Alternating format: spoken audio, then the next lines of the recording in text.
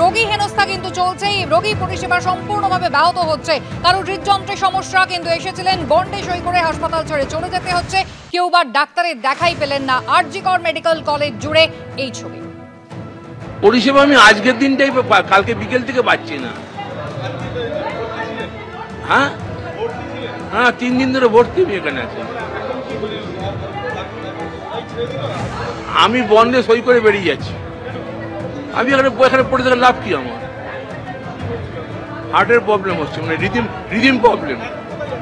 আমি এখন যাচ্ছি বিবি পদ্মারে যাচ্ছি।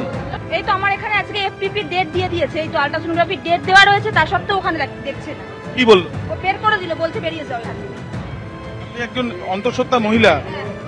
এই তো এখানে অন্তঃসত্ত্বা মহিলা, আমি সেজন্যই তো বলছি এখানে এফপিপি ডেট দিয়েছে, ওখানে বললো যে দেখার পরে আমি ডেটটা দেবো, আমার ফাইনাল ডেটটা, তার সত্ত্বেও আমার এটা দেখলো না। আমাদের পেশেন্ট একটু আর কি অসুস্থ হয়ে গেছিল, হঠাৎ ভর্তি আছে।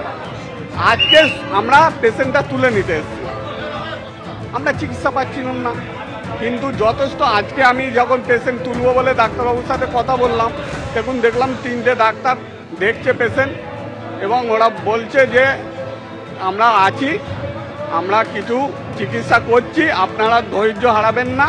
যে জায়গায় আমি দেখাই সে জায়গায় ডাক্তারই নেই, কোথায় গেছে কি করে জানবো? আমি ওই 201-এ, মানে বলছে ডাক্তারই নেই। কি বলবো, আমার ওই sugar, high pressure.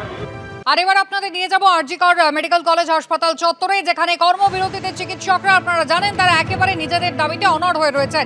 Parthapratim Ghosh সরাসরি রয়েছেন আমাদের সঙ্গে। পার্থ, মুখ্যমন্ত্রী মমতা বন্দ্যোপাধ্যায় তিনি কিন্তু স্পষ্ট ডেডলাইন বেঁধে দিয়েছেন, আর মাত্র 7 দিন যদি মামলার কিনারা না হয় সিবিআই কে তদন্তভার দেবেন, এমনটা বলেছেন। এমনকি দোষীদের জন্য ফাস্ট ট্র্যাক কোর্টে ফাঁসির আবেদনও জানাবে সরকার।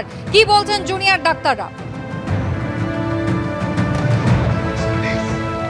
দেখো, জুনিয়র যারা চিকিৎসকরা রয়েছেন, যারা আন্দোলনরত অবস্থায় রয়েছে, জুনিয়র চিকিৎসকরা রয়েছেন, তারা কিন্তু যে বিষয়টা জানাচ্ছেন, তারা যে দাবিতে আন্দোলন করছেন সেই দাবিতে তারা কিন্তু অনড় রয়েছেন। কিন্তু এই রবিবার পর্যন্ত সময়সীমা বেঁধে দেওয়া নিয়ে তাদের যেটা বক্তব্য, কেন রবিবার পর্যন্ত এতদিন সময়, এবং পাশাপাশি ছাত্ররা যারা আন্দোলনকারী তারা বলছেন যে বিষয়টা, সেটা হচ্ছে বিচার বিভাগীয় তদন্তের তারা কেন দাবি জানাচ্ছেন, এবং বিচার বিভাগীয় তদন্তের দাবি জানাচ্ছেন তারা, এবং যে বিষয়টা বলছেন যে তারা কিন্তু একটা জেনারেল বডি মিটিং করেছেন, এবং সেই বৈঠক করে তারাও বেশ কিছু দাবি দেওয়া সম্পর্কিত বিষয় কিছুক্ষণ আগে জানিয়েছেন।